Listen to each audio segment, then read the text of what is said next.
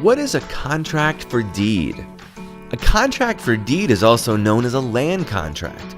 It is a transaction in which the seller finances the sale of their own property. This differs from a traditional purchase, which uses a mortgage and a traditional financial organization. In a contract for deed sale, the buyer agrees to pay the purchase price of the property in monthly installments. The buyer immediately takes possession of the property, often putting little or nothing down.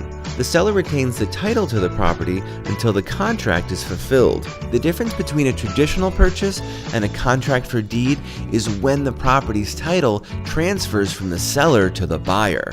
With a contract for deed in Texas, a property's title does not transfer to the buyer until the buyer completes the terms of the contract. Contract for deed is much faster, simpler, and less costly transaction than a traditional purchase, because in a contract for deed, there are no origination fees, no formal applications, no high closing or settlement costs. That is a contract for deed.